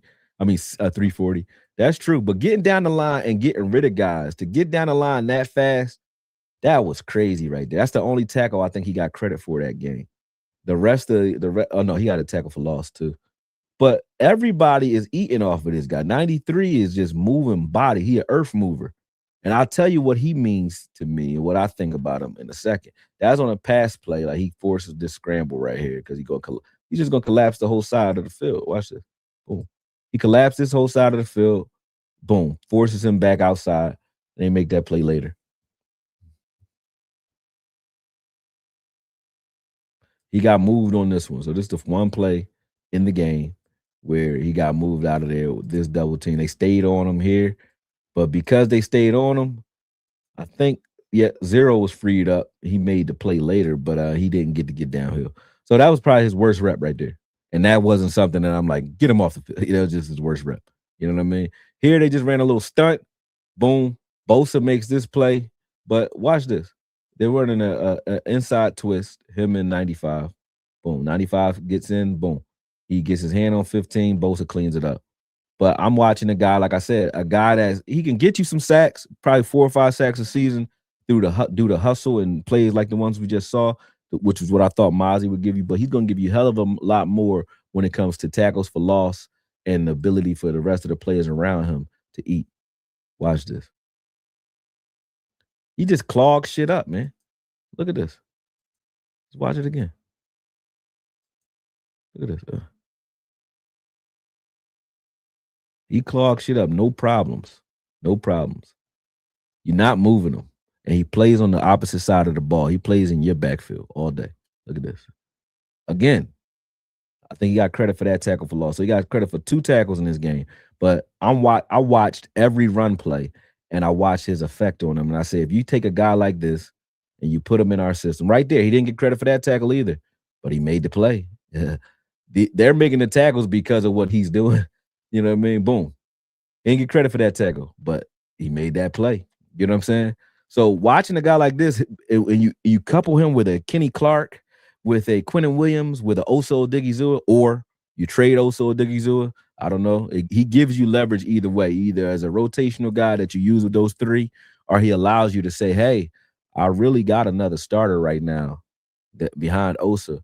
So we can get rid of $20 million right now, and I don't think Osa's a great fit for this scheme anyway. Even though I do think Osa's a great fit when it comes to playing 3-4. I'm not gonna lie, he needs to be a 3-4 defensive end, not a 3-tech. I don't think Osa's a 3-tech unless you're looking at him as a pass rushing 3-tech. Because when it comes to his run support, Osa ain't got that. He's not gonna stop no run from the 3-tech position. You know what I'm saying? But that's Ogbonnia. And I like Abania because of the things he's able to do. But like I said, what that means to Osa is Osa better watch out. Because if you told me that you were going to start him, Quinnen Williams, and Kenny Clark, all 3 of those guys can play anywhere in the middle. They can play. All 3 of them can play nose. All 3 of them can play 3-4 defensive end. So the Osa's the only one that's not interchangeable like that. But all 3 of these guys, Abania, Kenny Clark and Quentin Williams can play anywhere in there. I love that. So it does make it so that Osa better watch his ass. You know what I mean? You better watch his ass. I'll tell you that. But I like that guy. All three of the guys that we picked so far, you guys have seen PJ Locke already. If you haven't, if you just got here, I broke down PJ Locke already. I broke down Mars Leofile. I broke down Jalen Thompson, and I just broke down Ogbonnia live. So just rewatch it. You'll see it. And I'm going to throw clips up too on Twitter and TikTok. They'll just be shorts. But if you want to see the full length breakdowns, you in the right place. Just watch this whole video again. You good. All right. Before we get into the last one, that'll be Rashan Gary. I got a couple other things that we're going to address, like a couple of questions that you guys got in here. So let me get back up to it. Let's see. Where did we leave off? Hey, what's up, Sadiqa? How you doing? Eberflus scheme was trash. Kenny Murray, Khalil Elam, Diggs, Sanborn are all whole tire safety room was horrific. I'll give you that. I wouldn't say I ain't gonna say it because y'all gonna argue with me again. But I didn't think Kenny Murray was horrific last year. I think the rest of them were though. I thought Kenny Murray could have done something that solidifies his position though. I think him and Wanye Thomas were my biggest disappointments last year because I think they had every opportunity to shine and they dropped the ball. Wanye with the fucking migraines. I'm like, man. What's it? What the boy say? What you on your menses? You know what I'm saying? Excuse my French. No disrespect to the ladies, but a man who not playing football because he's having migraines consistently. I'm not going to hate. I've had migraines. They do hurt like a bitch. And I think TD, Terrell Davis, used to have missed games from Denver. He used to miss games for migraines too. It does happen. But for you to get migraines when you're supposed to be spelling the injured Hooker and the injured Wilson. Wilson was injured. Hooker got injured. Both of those guys got injured last year. That was Wanye Thomas's time to step up. But instead, we saw a lot more Marquise Bell because Wanye had a bunch of migraines, and then I think he lost favor with the coaches later on. But Wanye was supposed to be one of those guys. It's supposed to be him and Thompson on this team right now playing safety. That's what I think. Y'all hear me out. Sorry, the linebacker from Arkansas is going to be a steal for whoever gets him. Maybe one of those fifths we got for D-Law and J-Lou. Much love, Akoye. Yeah, I think there's a lot of talent late in this draft that we haven't even looked at. So I agree. He could be the guy. He said, as a vet, I appreciate your work. I appreciate your service, man. I'm an Army brat, both sides. So that's where the passion comes from. My mom and dad met in Germany, and it made me while they was, you know what I mean, out there having the ball. They wasn't married or nothing. They just had some fun, you know, and made me, you know, and then I came out militant and crazy, you know. But hey, Ma, hey, Pops. I'm a Razorbacks fan and rarely hype our players other than Isaacs, Tesla, Cam Little, and Greenlaw. And we all know how they've turned out. Wouldn't hate Sorry at a 177th or 180th pick. I gotta watch the film on Sorry and then I'll give you my assessment, but I don't want to say anything about somebody that, in fairness, that I haven't really watched, right? But I will watch him. But good point though. We could find talent late. He said, that's great what you're doing, Okoye. Keep doing your thing for the veterans and anyone else. I appreciate you, brother. He said, hear me out. What if Eberflus was a bad coach and Murray, Elam, and Sanborn are actually not that bad? I already think that. But if I say it, I sound crazy. Sanborn wasn't horrible at all. If Sanborn was horrible, point me to the games in the film because y'all was lying. Last year, I called him quick Sanborn because he's not the fastest guy. That's true. But Sanborn never had a bad game. I didn't look at a game where I said, damn, Sanborn is dropping the ball. He looked ass. Never. Not one time. He got hurt in the Jets game, and they never gave him his job back because they were trying to elect Shamar James to try to get some sort of spark. But Shamar James was never better at any moment in the season than what I watched on film from Sanborn. Never. Not one time. Sanborn was balling, and I like Sanborn. When I say balling, I mean versus the run. He was balling. Between the tackles versus the run, Sanborn missed no plays. Zero. You know what I'm saying? Not many. Elam, trash. Okay. Murray, I didn't think Murray was all that bad in coverage at all. I think versus the run he was, but he got hurt early in the season versus the Eagles in the first game. He hurt his shoulder. And then from there, he was very soft. Then he hurt his ankle too in the second game against the Giants. And then he came back in the game and he played. But this is why Dez used to say this: never play hurt for this fan base, because they're gonna judge you for it, bro. You are whatever the tape says you are when you playing for the Cowboys. But Murray had a bad reputation coming in, so you supposed to come in here with your hair on fire, a chip on your shoulder, and knock somebody the fuck out. He didn't do that, so that's on him. That's on him. That's what he was supposed to do. He looks like a great fit for this defense. I think Osa is traded at some point in free agency or the draft. I think so too. I would do it. I would trade Osa personally, but if we don't, I still like that rotational room. And I don't know, where's Perion Winfrey? Is he still here? But if you got Osa, Agbania, we still got the kid Toia. We got and we have Perion Winfrey along with those other three guys. That defensive tackle room look very formidable. I mean, I don't understand regarding Osa. We're in nickel 60% of the time.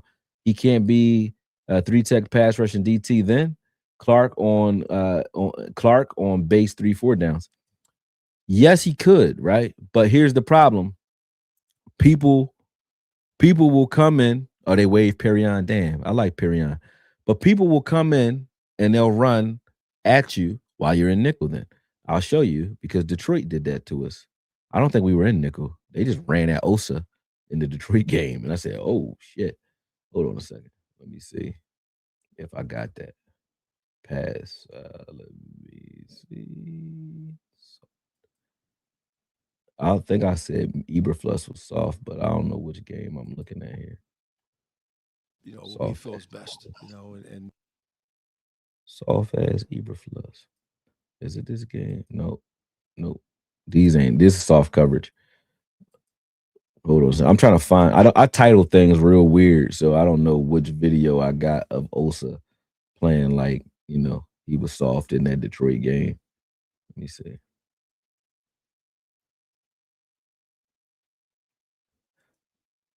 Oh yeah, Lions versus. I said, who's fucking up? Let me see. I think this is one. All right.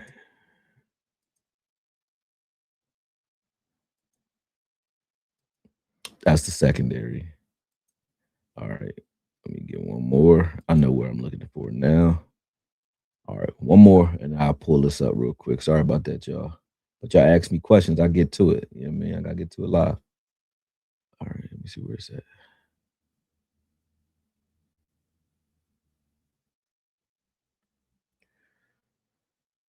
All right. Versus Washington, Denver, Detroit. Where's Detroit?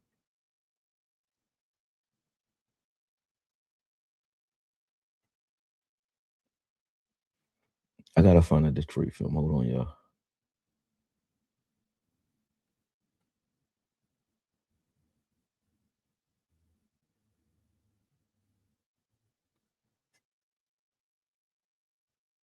Lions versus Dallas. There we go. All right. Heard, boom. Cool. All right. Let me see if this is the one. Yep, this is the one. So, I mean, you can listen to it if you want to just hear what I said initially. Let's hear what I said in this video. I don't know if I got a voiceover on this or not. Did I? No. All right, there's no sound. All right, so here, let me move myself out of here and I'll break it down live. What's up, boss? Say that boy working. Sure is. All right, here we go. Now watch. I think me and Boss actually did this too. Me and Boss did this on his channel. I showed him this game. But all right, so this is what I saw when I looked at Osa. When you say, why can't we run the nickel and just keep Osa out there? We had Osa and Solomon Thomas, right here. That's where both of those guys are, right? And when they're on the field, even though you have Kenny Clark and Quinn Williams on the field right now too, right? Where will a team target? When they see him on the field, they're going to run at him. It doesn't matter if you have a guy next to him. When they see them on the field, they're going to run at him, and these guys slanted themselves right out of the play. And now we looked at Sam Williams and say, hey, Sam didn't make this play, but Sam, look where Sam is. Sam didn't make this play, but look at that. How can he? The guy got a piece of him, but look at the guys in front of him. They're gone. and then Wilson is supposed to come down here and fill this up. Where's Solomon Thomas and Osa though? On the ground. Here's Osa again. What is this? This is like nickel. This ain't the 3-4 fronts, right? This is your nickel formation. Now let's see what happens when you go into nickel versus Osa. Let's watch it because he's in nickel like you guys requested. So let's look at it. Boom. Where's Osa? So his gap is over here, the B gap to the left. Osa knows that before the play, but where does he end up? He all the way over here crashing into the back of Solomon Thomas. And every time they saw these two on the field, every time, not one time, almost every time you saw a big run in this game, it was never on Kenny Clark or Quinnen Williams. It was when they saw these two on the field, they never threw the ball. These two, when Thomas and Osa was on the field, which I don't even understand why the fuck you put them on the field together. But when they were on the field together, look what happened. But we blamed Murray for all this too, but I'm not even trying to vindicate Murray here. Murray jumped into the wrong gap there because why? Let's look at this again. Let's look at this again. Osa is pushed into his lap. Murray can't see the back right now at all. And Osa can't see him either. Neither can Solomon Thomas. So they left Demo over there on the island by himself. And Wilson, I don't even know what the hell Wilson is reading. Maybe the pass release. Him and Revel should be able to catch this play, but they see it late too. But look at this. Everybody like kind of drag ass into the ball, but Murray cannot see where Montgomery is going right now, and he's going to jump the wrong gap. He's going to jump to his own gap, which is Murray's gap's to the right. So Murray jumps to his gap, and then they say, oh, he ran out the way. No, he didn't know that the back was there, and that was because Osa got blown up. So he was expecting this, but got that instead. You get what I'm saying? So that's what happened on that play that everybody blamed Murray for. So to your point, when you say maybe they're not that bad, there's just the coaching was bad. Well, that's true. And when you have a guy like Solomon Thomas and Osa in front of you, I didn't hear anybody trying to get rid. They were trying to get rid of Murray, right? I ain't hear nobody trying to get rid of Osa. I ain't hear nobody trying to get rid of Solomon Thomas. I ain't hear nobody coming at these guys. Nobody said shit. But I'm like, y'all not watching this? Y'all ain't see this? Watch it. How can you stop anybody if that's what's happening to your D line? Like, you ain't stopping shit with this. Watch this.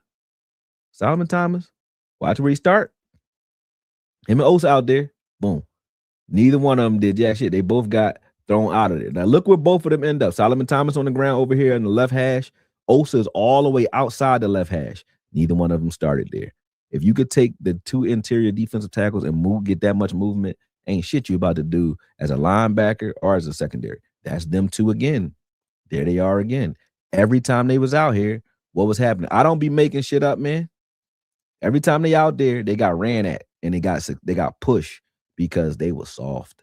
Okay, boom, right there. Now look at this. Look at the difference when you see Quinnen Williams and Kenny Clark out there together. Watch that. Kenny Clark, he's taking on a double team. He got pushed down, but look at look at even the run cut.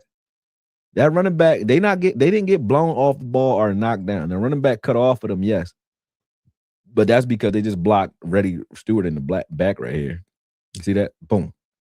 It blocked him in the back, but Reddy Stewart would have made that play clean. Now, Demo should make this play. He doesn't. He's going to get cut up right there. Boom.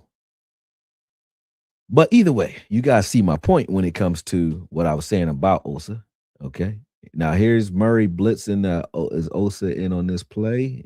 Yes, he is. Watch. Just watch Osa. Osa either want to get upfield. Let me see where he at on this play. He wants to get upfield or he gets pushed out of there. Like, oh, that's not Osa, actually. That's Houston. Sorry, Osa. Houston going to get pushed inside here. Boom.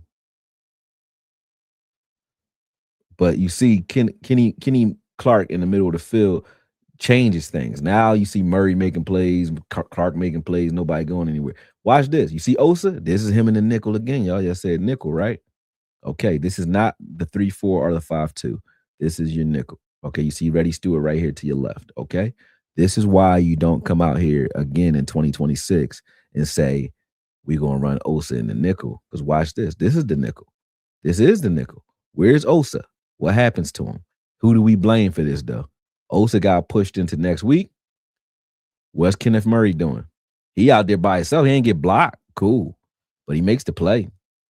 He gonna make that tackle. I think I fast forwarded past that. Oh no, he gonna make the tackle here.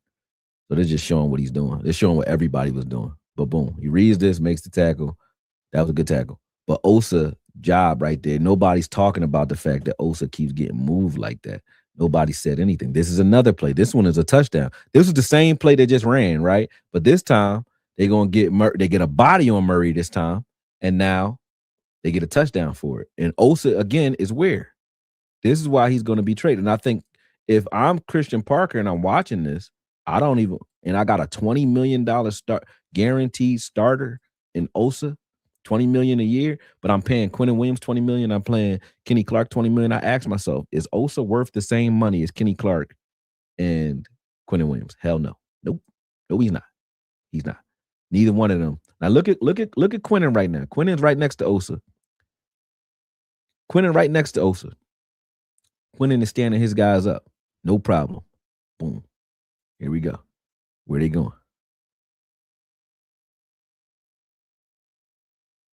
Boom. Touchdown. Osa gone. I broke down all these. This is not running plays. These are. That was Kenneth Murray not knowing. I mean, Kenny Clark not knowing what's going on right there. But anyway, long story short, that's what I think of Osa. To your point, I think Osa could be traded due to Ogbonnia, and I wouldn't be mad at that at all. Just for the fact that I think Ogbonnia might not get you the sack that Osa will get you, and Osa ain't getting very many of those. You act like he an 8 to 10 sack guy. Osa is not a sack machine. He's not even a pressure machine. He's good. He ain't great, and I don't think he's worth $20 million personally. And I like Osa. I was one of the guys who broke him down, and when he first got here, and I said, "Hey, I like this kid." At 280, being that strong, he a freak. But with Osa, what I would do with him is he's either a 3-4 outside linebacker, or you really make him a stand-up outside linebacker that's a freak. Like he's just super big. I would make him a 3-4 outside linebacker or a 3-4 defensive end. Right? That's it. That's it. Not a 3 tech, because you can run right at him and he can't deal with double teams. He tries to move along with double teams instead of putting his foot in the ground and split them. That's a problem. He said Eberflus scheme was trash. Kenneth Murray. Oh, you said that already. I read this before. My bad. I read all of that. Let me get back down here. Everybody give my man Boss Cowboys some credit. You know what I mean? He be out there fighting the fight by himself. Make sure y'all follow Boss, man, if y'all haven't already. He said they wave Perion. He said, so Akoye, the structure of what we building up front, giving me 49ers Texan vibe, pressure up the middle with limited blitzing. Denver blitzed PJ Locke a lot. And I think if you got a 3-4, you don't need to blitz because technically you always bring in a 5th man anyway, because you got 4 guys and then that outside linebacker opposite side is still coming. So technically they don't count that as blitzes when you're looking at a 3-4, but you're bringing 5 most of the time in a 3-4. So you're almost always blitzing in a 3-4, in my opinion. That's how I look at it. You got 5 down linemen, you're almost always blitzing. And if any of those linebackers fire off, then, are safety, then you count that as a blitz. But you don't need to blitz that much because you're always blitzing. Sort of, it's like when they said to Incredible Hulk, how do you manage your anger? He said, I'm always angry. I'm always blitzing. I just think we don't save that much cap this year, but if the compensation is good, a 3rd or better or a player, I'm okay with it. When people start talking about the cap with the Cowboys, I call it cap because we never in trouble with the cap because you can always restructure guys that you already have, which they do every single year. Y'all complain about the cap, and every year they go restructure guys like Zach Martin back in the day and so on, and Tyron Smith and those guys. The veterans are always restructured. Then they got all that money tied up in Dak, and they know we could just give Dak a couple dollars here up front, and now we could free up money on the back end, and he'll do it because he want the money. So they have no problem with that. They got no problem with that. If they bang with you, you're going to play ball. They're going to do it. He said, nickel on the goal line. Yeah, I'm laughing right with you, bro. He said, Akoye, brother, please look at Arvell Reese and tell me what you think from the film, off ball or edge. That's great that you guys asked that. I've been watching Arvell Reese and Sonny Styles, right? If you want to make Arvell Reese average or just good, a good player, you make him an edge. He's good. He's gonna be a good edge. If you want him to be great, it's the same thing that I said about Micah Parsons, man. You draft him in a 3-4 team and you move him everywhere. Arvell Reese, and people keep talking about Reese, or they talk about Styles combine. Styles ran a 4.46. Reese ran a 4.47. So, and he's a better pass rusher. So those who are talking like Reese was like not as hot because of Sonny Styles' combine numbers, y'all must not have checked the numbers. He quietly ran a 4.47 and a 4.53. Reese fast as shit and 6'4", 260. Fast as hell. So yeah, you put him at middle linebacker and you let him move all around on third downs on an obvious passing situation, and you make him great. He'll be great doing that. If you make him an outside linebacker, he'll be great at that. If you make him just a hand down in the ground edge, you're dumb as hell. Because to me, making Micah Parsons or Reese a hand down in the ground edge, you just erased all of the highlights that you like about the motherfucker. If you look at the guy's highlights and say, hey, he making sideline to sideline plays, getting interceptions, blitzing from the middle, blitzing from the outside, and then you just say, hey, put your hand in the ground, you just erased all his highlights and just say, hey, might as well, he don't do none of that no more. Don't make sense. If you look at Micah Parsons, you say, one of my favorite plays from him is when he lined up outside and he guarded Galladay up the sideline and broke the ball up. Well, he ain't doing that with his hand in the ground. When he forced the interception versus the Saints, I remember these things. And J-Rock Curse got an interception because he ran up the sideline and broke up a pass and knocked it back to who? J-Ron Curse. That was a pass play. You know what I'm saying? That was him in pass coverage. Micah Parsons has done things off the ball that makes sense to me. When you look at his rookie season and say that was one of the best linebacker film performances that I watched, because I watched this guy in the Vikings game in his rookie year. He played middle linebacker, was running all over the place, making tackles, covering guys, making tackles. And then on third downs, he was blitzing and getting pressures. I'm like, you look at that on film and say, you know what I would do with this guy? I would put his hand in the ground and make him Robert Quinn. Why the hell would you do that? So, I don't look at Arvell Reese as an edge guy. I look at him as a middle linebacker that can do edge things at a very, very high clip. And if you use him that way, he's going to be a generational talent like Micah Parsons should have been. And when I say should have been, I look at Micah Parsons' talent as wasted because of the way he prepares for football. That's real shit. I fuck with his brother. I even fuck with Parsons. I met him. I mean, I don't got no problem with him. But I would tell him, if I got a chance to talk to him, I would tell him, hey, I think he's wasting his talent being an edge only. He wasting it. You're just using your athleticism. You're not watching no film. You're not learning the game. You're not affecting the game because somebody can just take you out the game. If I could take you out the game because you're on one side of the ball over here, then, that tells you everything. A guy like Arvell Reese, a guy like Sonny Styles, a guy like Micah Parsons, you want to funnel all traffic to them.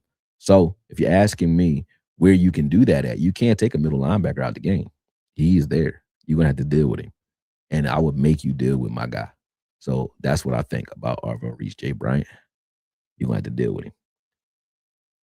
He said, okay, so looking at the Cowboys front with Quinnen, Clark, Osa inside, are we building a inside out pressure defense instead of a wide nine? Yeah, obviously, yeah, 100.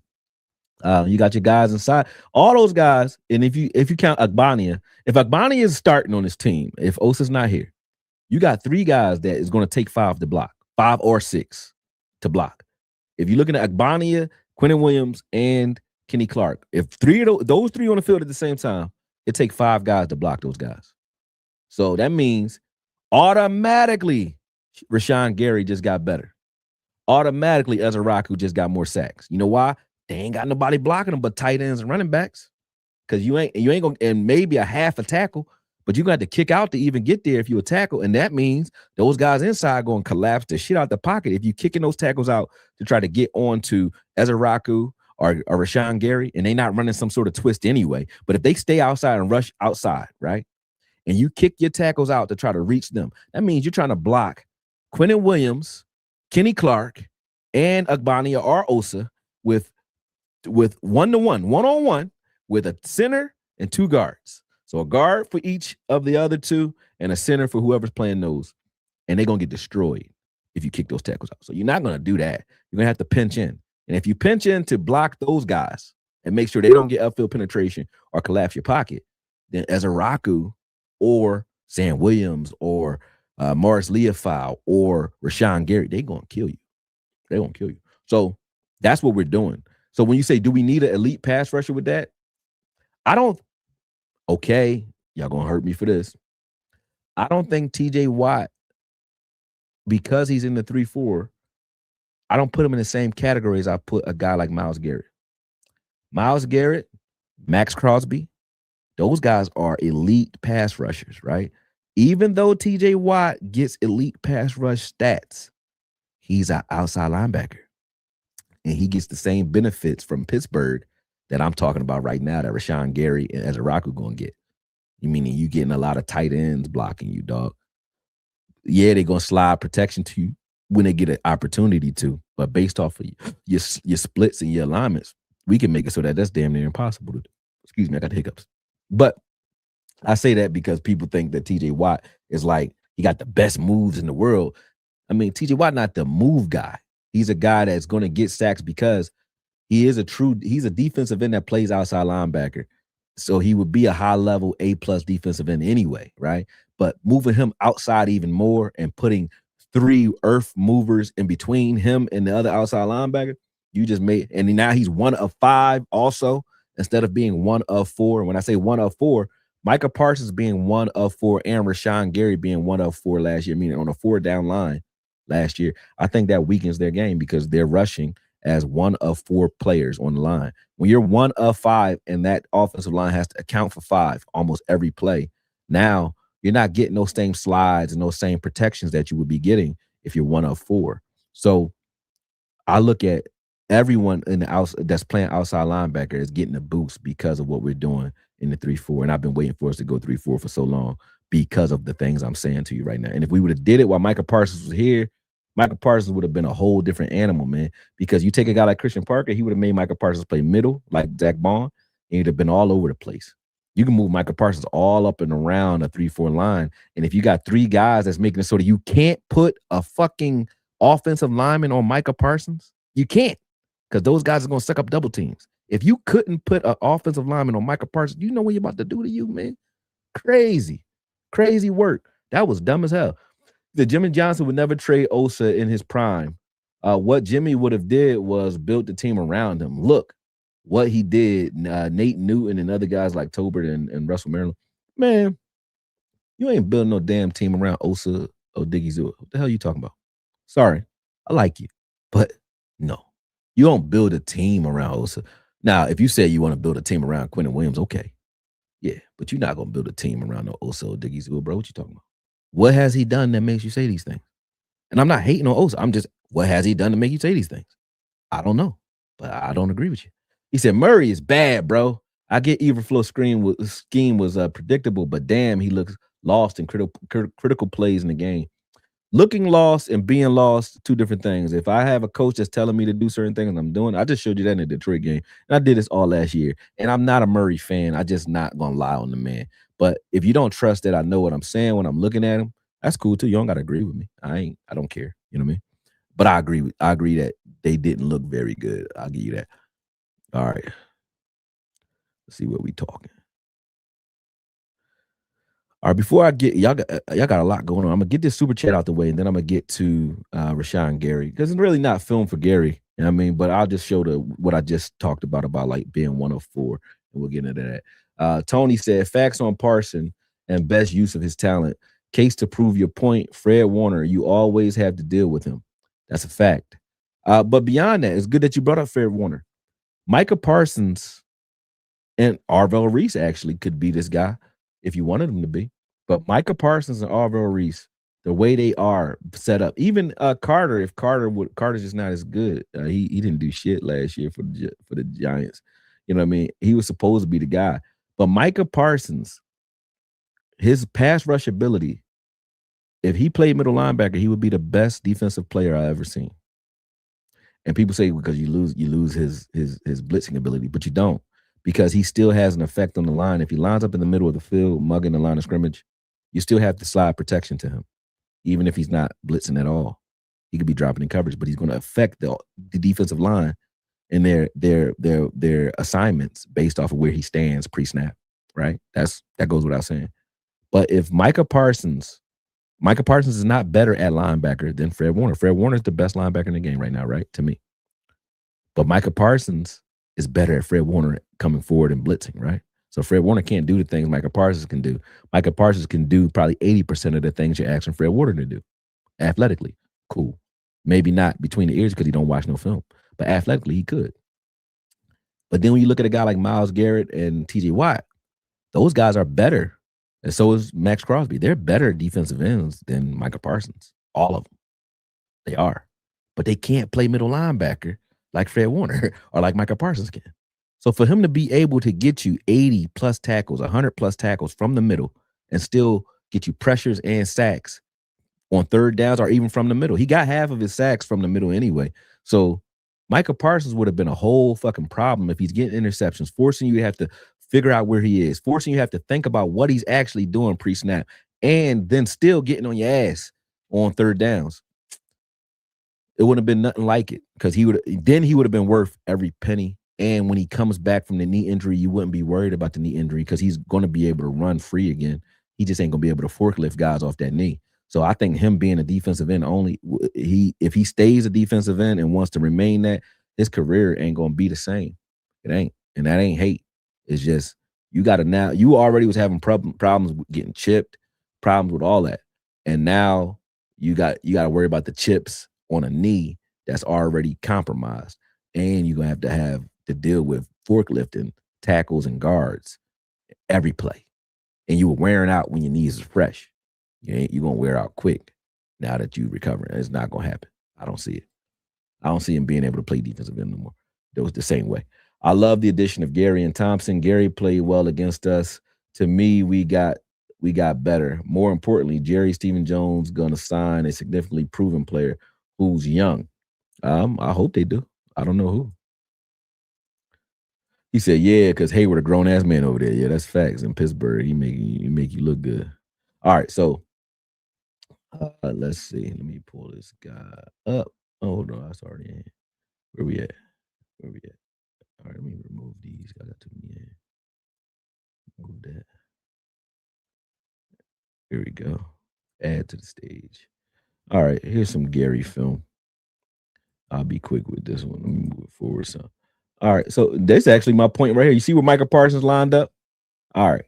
So you got your line. They're going to have to adjust to Micah Parsons anyway because he's standing there. So even if he's playing middle linebacker, you would have had this. But Gary's right next to him.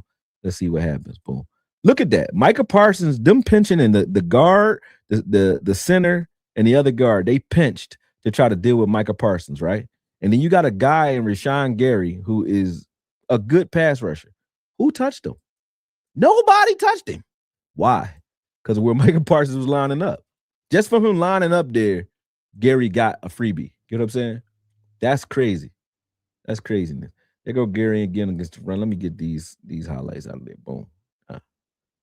That's him versus the run. I like Gary off the edge. I look at him as a guy like if you when you add him to a room with Ezeraku, with Sam Williams, you know what I mean? And him being like a guy that can get you those 9.5 sacks, 7.5 sacks, that type of guy. I think he could be a 10-sack guy here with a full rotation, but I don't even think Jerry even wants him to get a full rotation because Jerry like you when you're an 8-sack guy with some hustle. Because if I keep you fresh, like Sam Williams and those guys, you know what I mean? I'll get you another guy that's in that room with you like Sam Williams or another guy like Morris that's going to get you 5, 6. And I look at the positions. So look at the position sacks versus the individual. Get what I mean? Meaning, from our defensive ends or our outside linebackers, are we getting 15 sacks collectively? You know what I'm saying? On one side. And then the opposite side, are we getting 10 over there? Something like that. That's how you would look at it. So if Gary and Sam Williams, split for 13 next year, fine with me. You know what I'm saying? If you're looking at Ezeraku and Morris Leofile splitting for 10 to 15 next year, fine with me. I don't care if, Ed's got 10, Morris got 5. You know what I mean?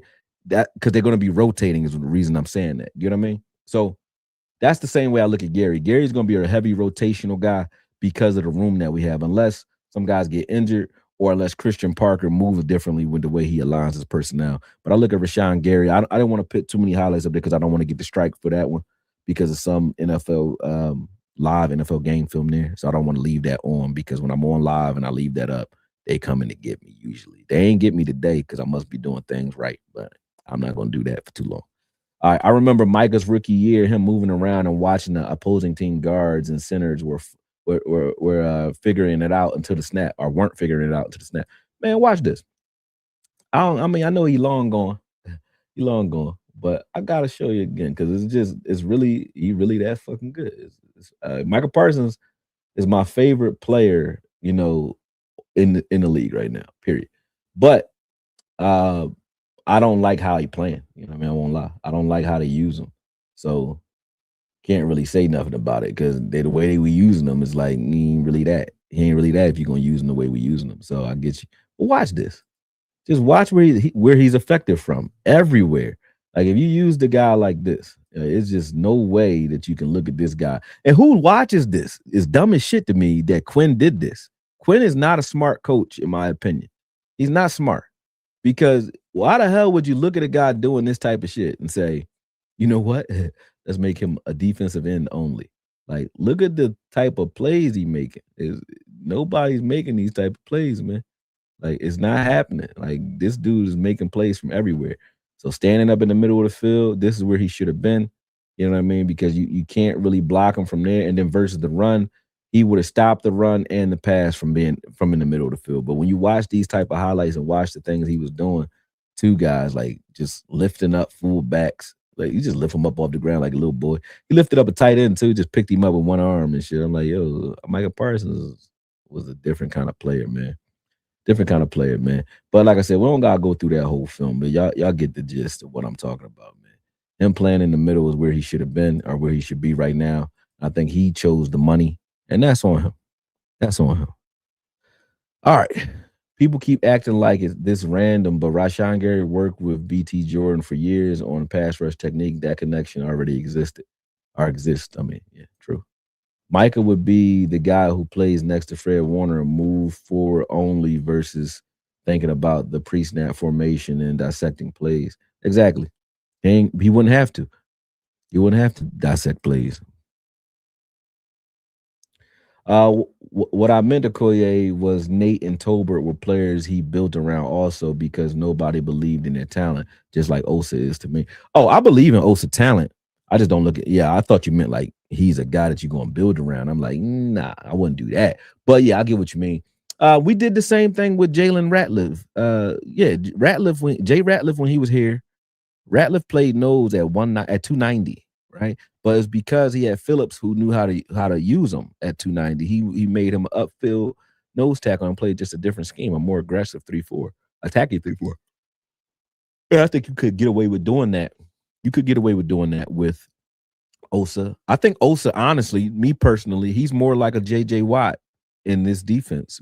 If you keep him and he's a 3-4 defensive end, he is a guy that will allow you to pass rush a little bit more from the 3-4 defensive end position. So I wouldn't have a problem with Osa staying, but I just look at the guy.